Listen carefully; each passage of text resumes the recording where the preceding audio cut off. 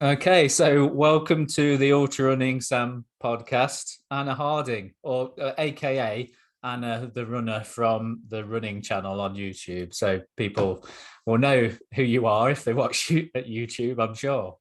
Yeah, hopefully. If you haven't checked it out already, then do that. But yes, I am Anna, no surname. My surname is the Runner. The Runner. That's quite a good surname to have, and it kind of reflects your life, doesn't it? Basically, I'd imagine the running is your life now, isn't it?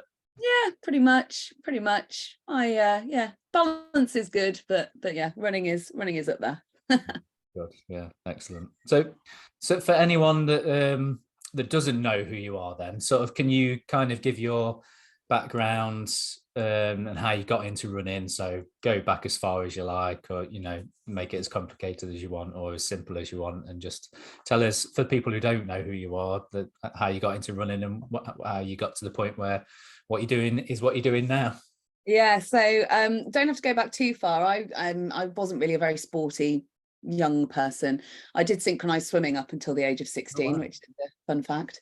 But then from then until about 29, I hated exercise and sport. But I decided that I wanted to do a marathon before I was 30. And so in 2017, I had signed up to Edinburgh Marathon, trained from pretty much like the January, February until the May, which was basically couch to marathon, not recommended. But yeah, Edinburgh Marathon was my first sort of foray into this crazy running journey. And yeah, I wanted to do it in under 4 hours, and I did it in 4:07. And as any runner would know, you've got to go back and do another marathon if you do it in 4:07, because you've got to get rid of that 7 minutes. So That's good for a first outing of a marathon. That's good. yeah, Yeah. super chuffed with it. I've got pretty much all of my PBs at every distance in that training block. I worked really hard, because I think when you do your first marathon, you have a training plan and you don't realize that actually you can kind of get away with missing the odd day. I was so strict with following that plan. So yeah, I was doing really well actually on the day, but I'd picked up an IT band injury in the last sort of few weeks of training just before taper, and it reared its ugly head at 16 miles. So the last 10 miles of Edinburgh was a hobble, and a bit of a pain. But yeah, I was chuffed with the 4:07, but yes, I needed to get that 7 minutes off. So yeah, now I've done, since 2017, 12 or 13 marathons on the roads. And yeah, got into trail running the year after. In 2018, I decided to sign up to Race to the King, which was its original format when it ran along the South Downs Way. So starting at Arundel, finishing in Winchester on the steps of Winchester Cathedral. And yeah, that got me hooked on ultra running and trail running. So yeah, since then I've had some cool adventures in the Azores off Portugal, Croatia, all around the UK. And yeah, the long stuff is where my heart is right now. A good place to be. Yeah. Excellent. So how does the running channel fit into all of this in your story then? Yeah, so I am a journalist by trade. I started working in radio when I was 17, on the news desk, reading bulletins, writing bulletins, reporting, and worked in various commercial radio station newsrooms up and down the country, for about 15 years. And I was working out of Global Radio's headquarters in London and Leicester Square. I was doing the breakfast show on Heart with Jamie Theakston and Emma Bunton.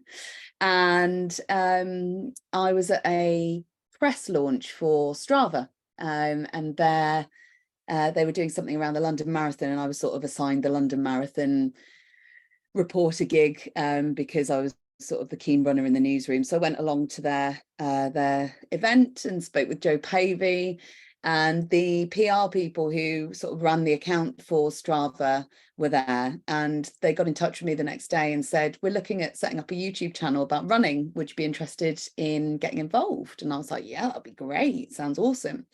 And because of my shift work working on the breakfast show, it meant that I had free afternoons. So I sort of offered them, the odd afternoon here and there. And they sort of said, well, we actually kind of saw it as more of a full-time thing. So you would have to, leave radio.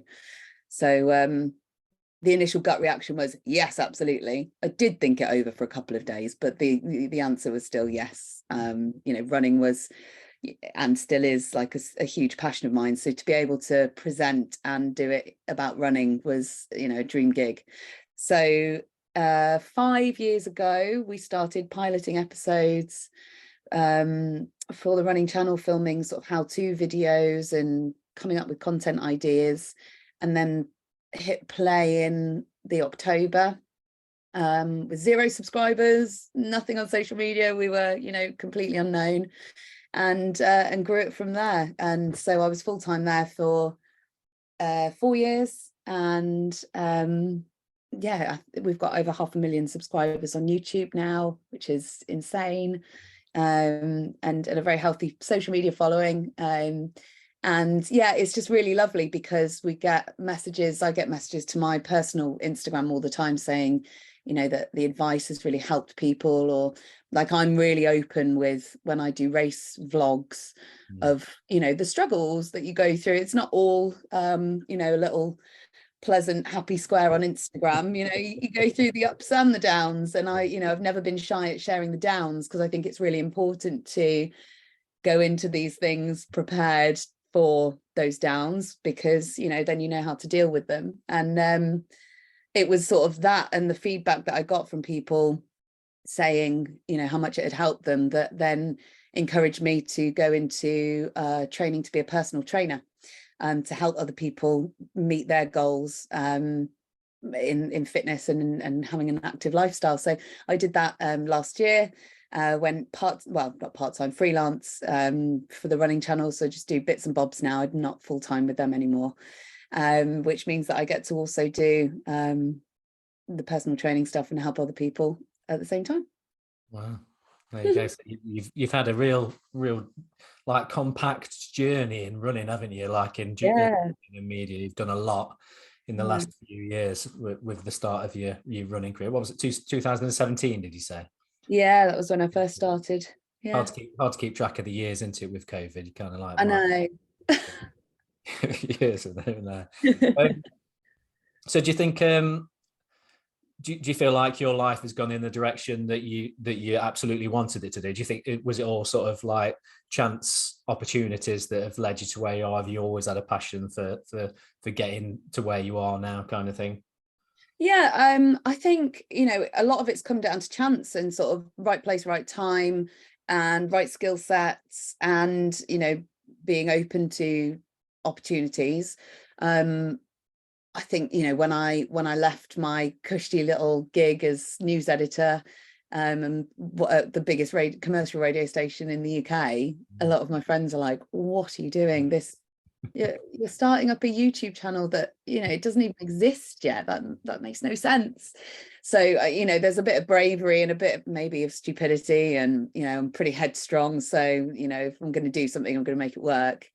And so yeah, all of the sort of little pieces have all come together. And I'd never say that I was particularly career driven. I enjoy doing things that I enjoy doing, and if I don't like it, or if it's not my bag, then I'm not shy at sort of packing it in and moving on, kind of thing. So yeah, it was, I guess, a big jump and a big leap. And again, leaving the Running Channel full time and going self-employed to be a personal trainer, and still doing the journalism stuff on the side, just means that I get the best of every world, really, because I don't have to deal with any management of people, which I've done a lot of over the years. And don't get me wrong, like I love it. I love helping people grow in their careers, but it's not my passion. My passion is helping people enjoy fitness and active lifestyles now, because I was that person who didn't. So I can see it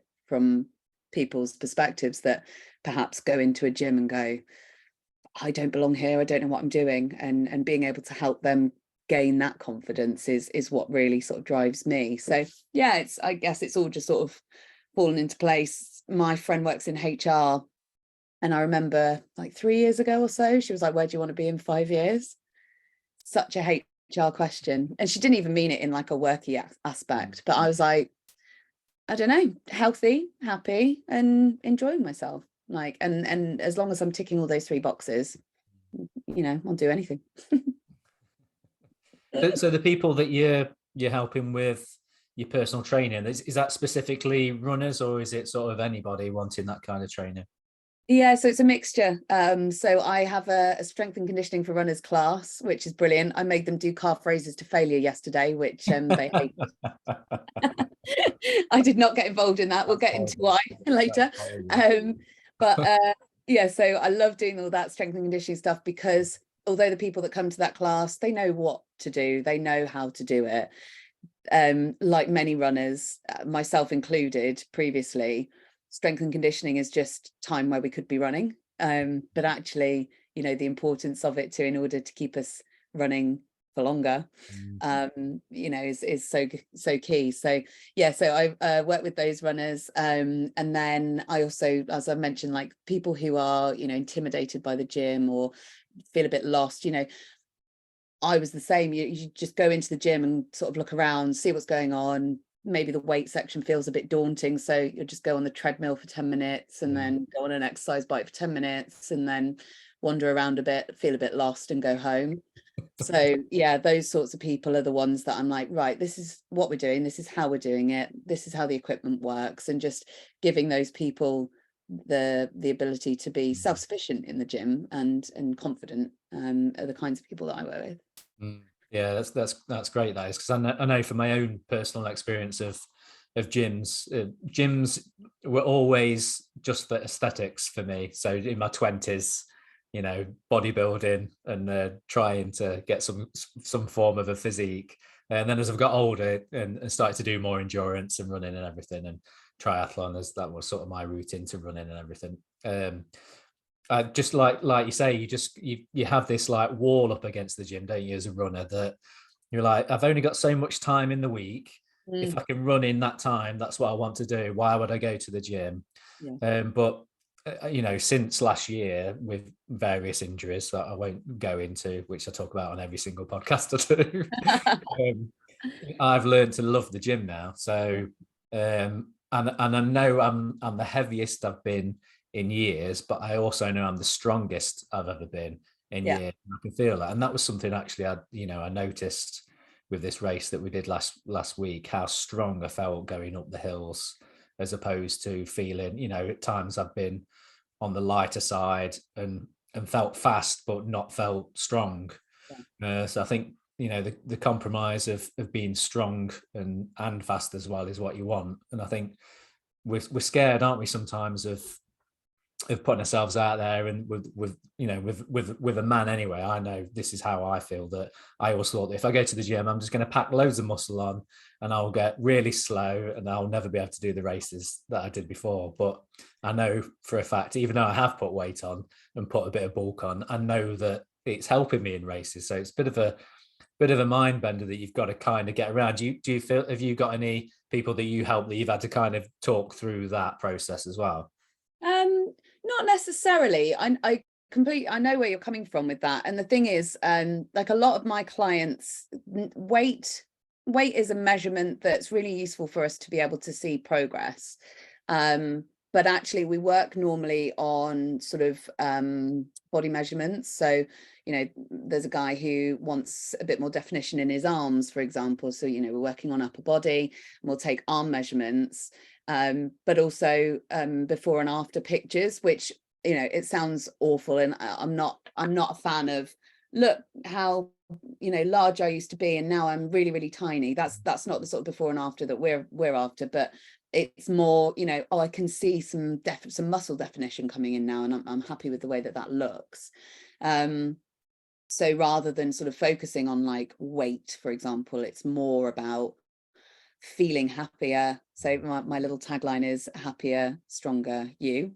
So it's about you know, being happy with how you look, feeling stronger, like you were saying, and then you, like, as a whole person. So, you know, when you go to the gym, when you run, when you work out, you almost want to feel like you're looking after yourself. I feel like when you're in a good groove of you know, regular training and things, you want to eat well, and you want to look after your body, you want to, you know, get sleep because you're tired from exercising and stuff. And so that all as a holistic thing works in your favor. Whereas, you know, if you're, you know, out of sync with, maybe you're not training, maybe you're injured, maybe, you know, you just haven't got the energy to think about going for a run or going to the gym, that can impact everything in your life, because then maybe you're not sleeping so well, or maybe you're just grabbing convenient food that's, you know, not so nutritious and stuff. So yeah, so it's all about like the holistic side of feeling stronger and being happy with how you look. So and my approach to running has never been, apart from trying to chase that sub 4 at the marathon, it's never really been about competing, as it were. Maybe in the early days, but certainly in the last few years, since COVID, it's always been completing for me. So I'm not the fastest. I came very, very last in our race in Italy at the weekend, which is fine because somebody has to, but I completed it, and I completed it within the time limit, and that's all I asked of myself for that day. So yeah, I think for me, I like to represent the mid to back of the pack, the regular runner who has a, you know, busy lifestyle and you know, fits in running and working out and, you know, cooking and things like that around work. And yeah, I'm not too fussed about the time it takes me to do these things, especially on trails and especially on hilly, muddy ones. yeah, we've touched on that race. So for the listener, Yeah. the sort of background of how we met in Italy at breakfast, didn't we? Yeah. At the very, very posh hotel Grizzo. I think that's how you pronounce it. Grizzo. Grisso, Yeah, Italian. all of that.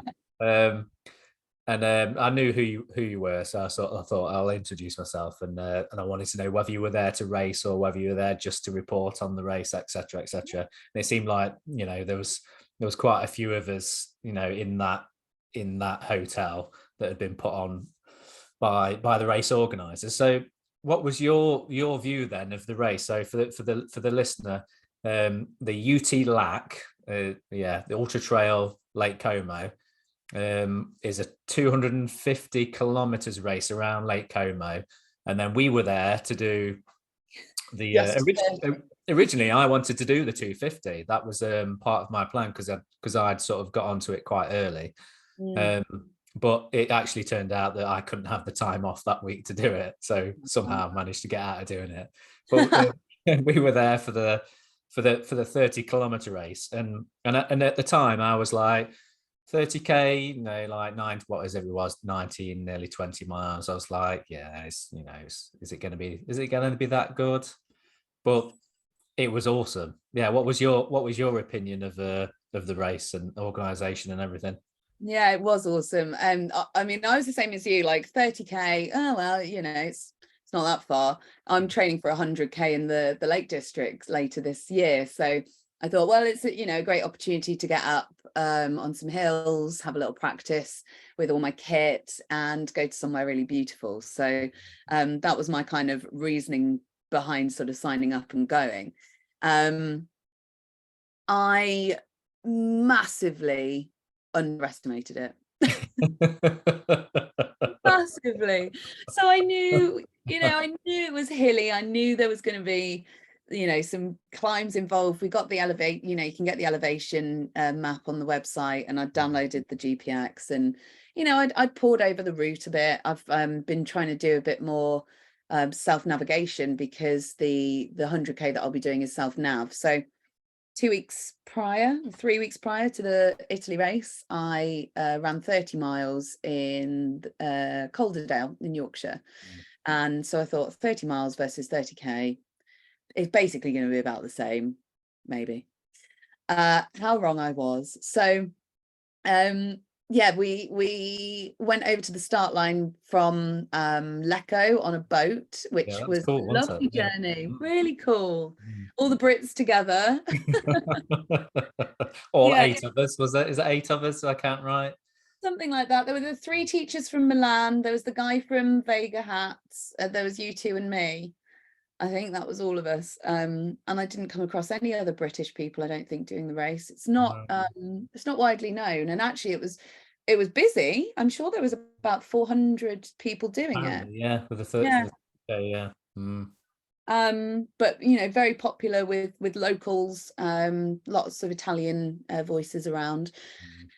But yeah, the boat ride was really cool. It took a lot longer to get up to Bellagio, where the start line was, than I expected. I'd driven there the day before just to kind of get my bearings, see what was going on, see what it was like. And yeah, then there was, an Italian race briefing. So definitely didn't have any idea about anything. Same.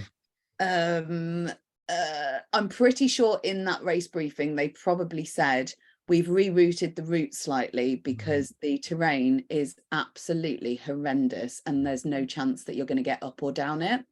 That's what I imagine they said to the people who could understand. But we went in blind, like raring to go. Yeah, no worries. And yeah, so we started in Bellagio. There was a bit of road to start with, instantly uphill on the cobbles, up some steps. It was a good old pack though, and it looked really cool. Yeah, it did. Going up that street where it was all the cobbled street going up, and everyone was like funneled in together going up. Yeah, with the really tall buildings either side, and it felt almost like like a Tour de France leg or something. Like UTMB kind of thing. Yeah, super cool. So yeah, off we went, and then joined the trail. And the first climb was sort of like a long, steady up. There was like, it sort of just muddy path where you were literally like, there was times where you were, well, I know we were like queuing. It almost felt like a queue to get up the hill, like because some people were a bit quicker than others, and you were kind of like, you'd wait for somebody, and but there was nowhere to go. You couldn't go anywhere because it was so narrow, that single track path. There was nowhere to overtake because it was steep, and you were just there was just bushes and trees and stuff, and you just had to be patient and just wait for your turn to get up. Yeah, definitely. So yeah, I mean, the overall feel of like that first part. So there was the aid station at about 10k, I think. So up until that point, we were mostly off-road then, weren't we? There was, I mean, from what I recall, there were little bitty road sections, weren't there? But I must say the organisation of that bit of like getting all of the runners across the road, I thought was fantastic, because whether they were marshals or whether they were actually traffic police, I don't think you can quite tell what they were, but they were stopping traffic for us, weren't they? They looked very official, and yeah, they were super. Helping us cross the road and holding the traffic and stuff for us. So that was brilliant. And yeah, the first aid station, we had some snacks, didn't we? Some snacks. Coke. Coke, yeah. Bit of a refill for water, because it was pretty warm in the end, actually, on the day. Yeah, it was. Yeah, they'd given out like thunder and lightning and torrential rain, and then it suddenly changed the day before, didn't it, to being what it was originally, which was just like cloud, and that was it, wasn't it? Yeah, quite muggy with it. It was quite a humid one. But yeah, I think my mind up until 18 kilometers, which was the major, as it were, aid station, where they had imposed a 4-hour cutoff, my main sort of mindset from the beginning to there was just head down, crack on, and get there before the cutoff. And actually I sort of got there with about 40 minutes to spare, which was fine for me. Like, that was kind of what I was hoping for. The plan for me was 4 hours to that cutoff, and then you had another 4 hours because that 18-kilometer mark marked the start of the mega ascent.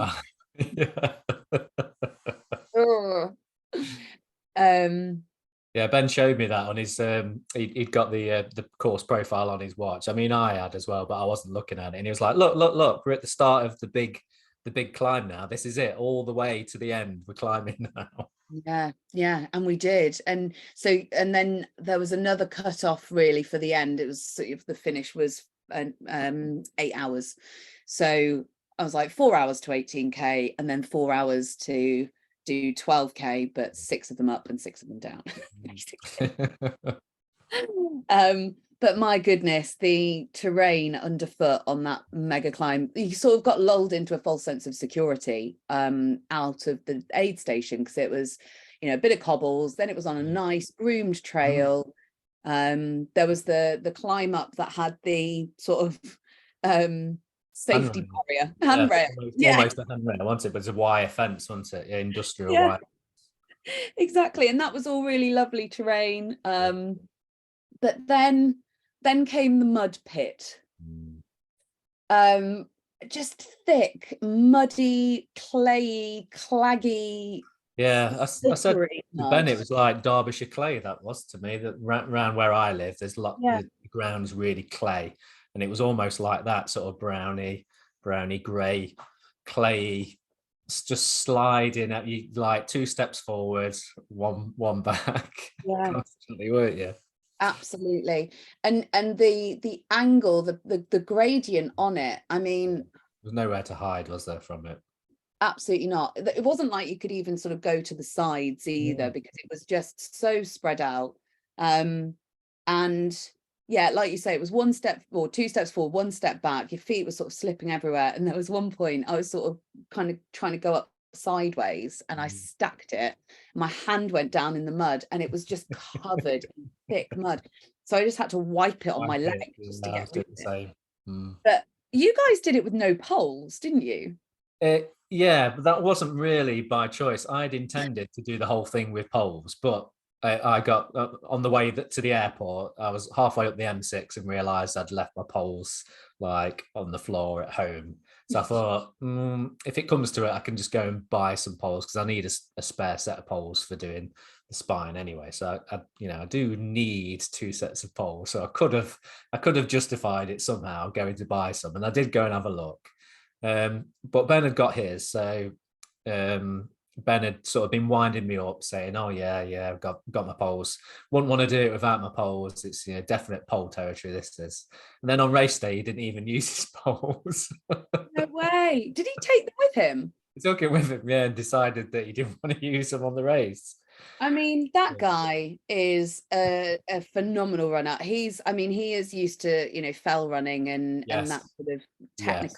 Yes. That is like we were saying on the race. That's his bread and butter. Like those kind of not so much like the mud going uphill. I don't think that's anybody's territory really, but the descending. So we'd had like an agreement that we were going to stay together. So there's been lots of banter on Strava since this and on WhatsApp, because we'd kind of had a gentleman's agreement that we would sort of stay together. And climbing the hills and everything, we're fairly evenly matched. I can climb. I do feel strong climbing, but I know that he's a better descender than me. So I knew that once we got to the top of that final climb, basically he would have to wait for me at some point, because I would be picking my way down as fast as I could, trying to save my knee, and he would be able to just gone. So I said, don't worry about waiting for me, just go, it's fine, don't worry about it. And he was like, oh yeah, it's fine, I'll wait for you down the bottom, and then we'll run it. And I was like, I'll catch you on the flat, just go and I'll catch you on the flat. And I never caught him. So he was about 6 minutes ahead of me in the end. I tried to catch him on the flat going back to the finish, to the point where I was, I looked down and I was doing like at some points doing like a 6:30, 6:40 minute pace, trying to get to him. But he was too far gone. So we've had lots of banter between the two of us and all that, our social group on WhatsApp about who left who gentlemen's agreements. But Ben did bring up the fact that we did Tour de Helvellyn together a few years back, and it was when we were still doing those staggered starts, still doing like wave starts. So I'd hung back a bit, and started on a later wave and let Ben go on another one like 15 minutes before me, and a few of the other guys as well that were running with, they'd gone earlier as well. So I held back going in one of the last waves. And I actually caught Ben on the last descent going down to the finish just across the grass. Yeah. And I absolutely flew past him and made a point of going past him. And I think that is the root of why he left me on this race, Oh, because it was payback for getting Tour his de own up. Melbourne. Ah, brilliant. But Oh anyway, yeah. that's boys, stupid things we do.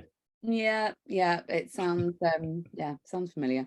But yeah, I mean I am in awe of anyone who completed that race without poles, because at times on the way up I felt like I was using them as pickaxes to sort of Just drag digging it up. myself up.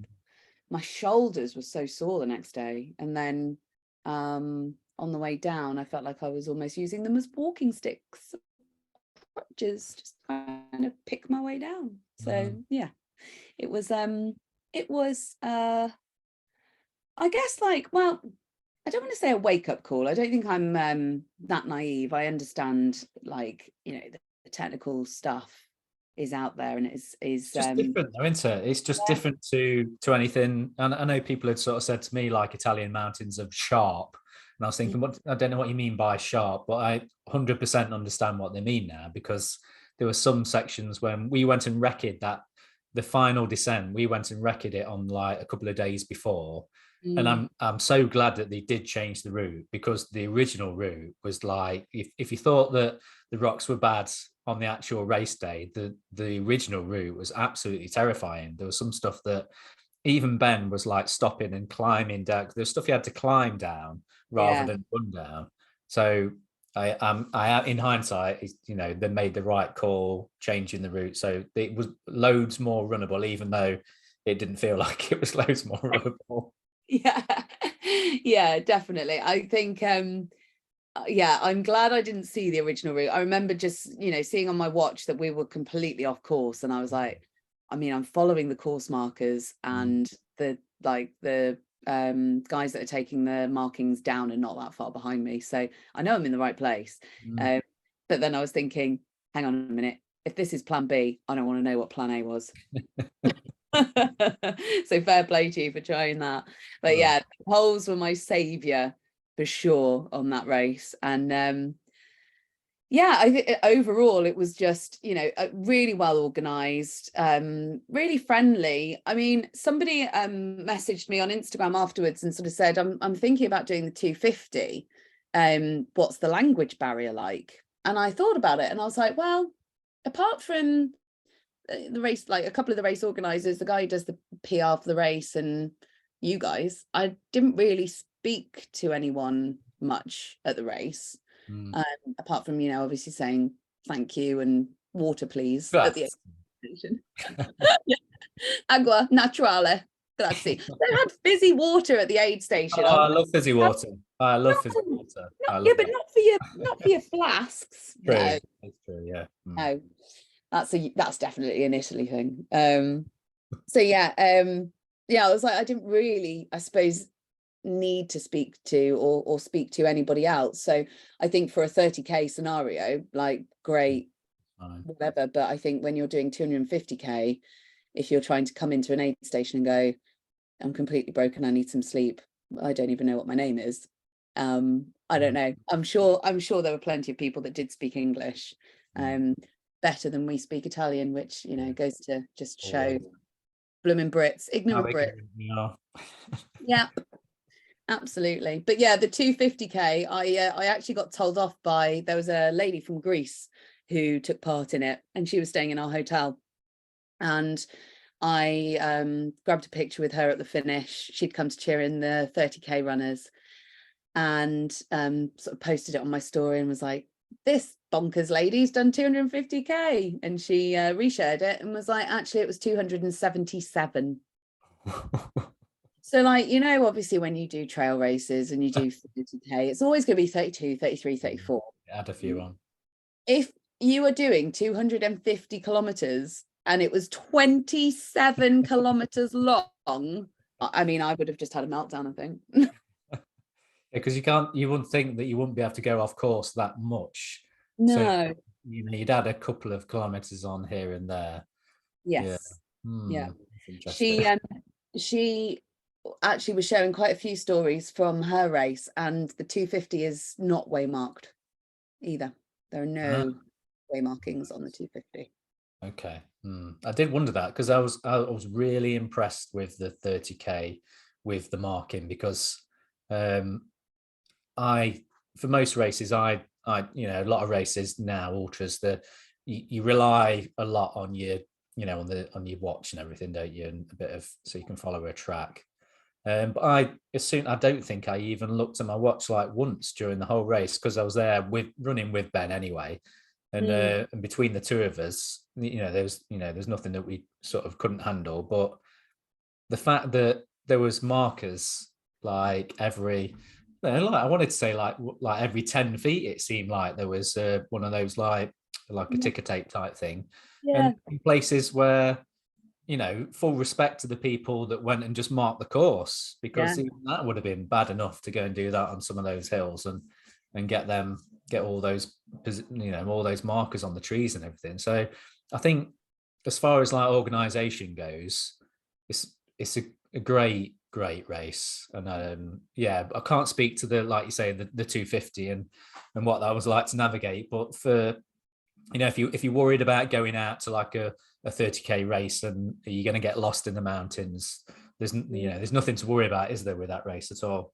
Absolutely not. And there were markings along tracks at regular points, but a lot of the tracks there was no other option. So wherever there was a turning option, it was all marked, but actually there were so many tracks where there was nowhere else that you could have gone unless you went completely off piste, and still, really well marked. And there were those bits where there were really long bits of the tape that were like, go this way. So yeah. And I mean, we've got to talk about the medal as well. Yes. Oh, where is mine? I don't know. If you got yours handy. Basically as big as my face. Yeah. It's amazing. And it's got the outline of Lake Como on it, with the dotted line of the bit that we did. It's like 3D. Oh yeah, Lake Como has turned into a runner as well. 3D with the mountains, and then even you can write your time back, which I haven't done yet, but I've done that on mine yet.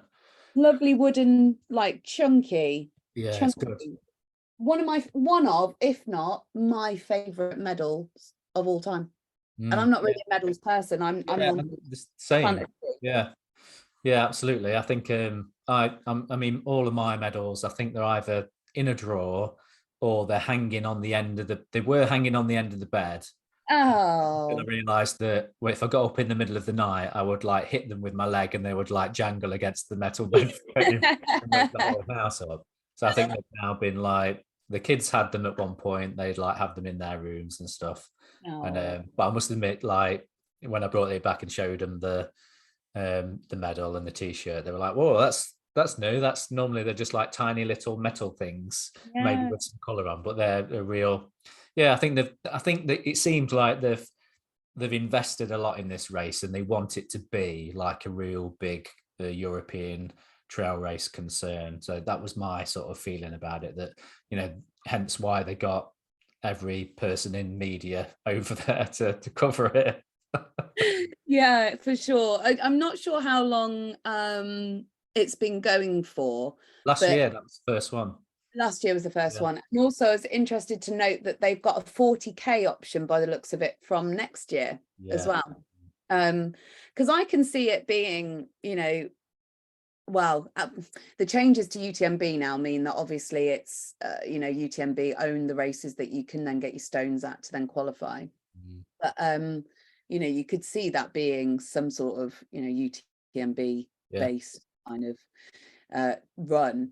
But operations wise, it seemed like a huge operation, but with not many people involved. I don't think, unless they hid them very well in the background. I think it was a very slick operation with quite a slim team. putting something on that was, although you never know, the 250, they might have all just like gone off to have a kip after, Well, yeah, after the maybe, yeah. 250. Or maybe they were all there at the finish when it was because it was really busy. Because that was the thing I noticed, that in typical ultramarathon style, when the guys came through to win the big race, the 250, there was literally like nobody there. Yeah, wow. But that's the thing, and that was what we got told, wasn't it? That the guy that won the 250 came in something like 8 hours sooner than they expected. He broke the course record from last year by 8 and a bit hours. Yeah. 58 hours to do 277k Yeah, on because that. even the guy who came second, he was the guy who won last year. And even he was like ahead of his own. Even in second, he was ahead of his own time from the year before. So he broke his own record in even coming second. Yeah. So yeah, I think probably like timing wise, it got busier in the evening, and you could there was a lot of fanfare going on as the evening progressed. So they probably need to alter the start of the race so that it finished like at peak evening time when there was loads of people all around the finish line and everything. Yeah, I'd been dot watching the 250, and I wondered whether there might be people out on course who would come in with the 30, and I think that might have been maybe their aim. But actually there are probably only 5 or 6 left on the course by the time I'd finished the 30k, and they'd just been having a kip at the aid station. So yeah, the majority of everyone else had finished already, which is incredible. Brilliant. Yeah, great race, and highly recommended for anyone who fancies a holiday in around Lake Como. It's great for that. Definitely consider going back with the the price of the flight, like EasyJet flight was reasonable, and then the trains was like 15 quid, something like that, to get the train to Lecco. So yeah, definite recommendation to anyone thinking about wanting to do a European race. Yeah, we actually hired a car while we were out there because I wanted to get my cameraman, my other half, out on the course getting footage as well. So the easiest way to navigate that was obviously to be able to drive, and then to drive straight from Milan Bergamo Airport to Lecco was only sort of 45 minutes. Yeah. And we hired a car for like 65 quid. Okay. And when we use like 20 quid fuel, obviously not great for the environment, better to travel by train, there's a caveat. But when you've got the car, we were able to nip over to Como on Monday and have a look at what was going on over there, have lunch there, and yeah, just the whole area is just outstandingly beautiful. Really lovely part of the world. My first time there, and yeah, I'd love to go back. Yeah, definitely. Yeah. Definitely on the list of places to go back to. Yeah. Well, you're doing 250 next, aren't you? Well, yeah, why not? So I've got the Spine Challenger North, June, 160 miles, and then we'll see what I do in between that and doing the full winter spine in January, obviously 268. So maybe doing the UTLAC 250 or next year will be a nice shorter race to do. The equivalent of a 5k to a marathon runner. Yeah, more elevation though. Yeah, looking forward to that. That'll be good. What have you got sort of planned for the near future then, the rest of the year? I know you put a post on about your races for the year and everything. So you're gearing up now for the 13 valleys, is it, in September? Yeah, that's right. So it's the Great Run's foray into trail running. So it's the first year that they put it on. It was all sort of set up, ready to go, and then COVID happened. So this is the first year that they're putting it on. So the 13 valleys is just over 100 miles. They've also got the 7 valleys option, which is just over 100k. That's the one I'll be doing. They've got 5 valleys, which is 50k. And they've got the 2 valleys, which is 20k. So loads of options, mostly sort of in and around Waterhead and finishing sort of Keswick Way.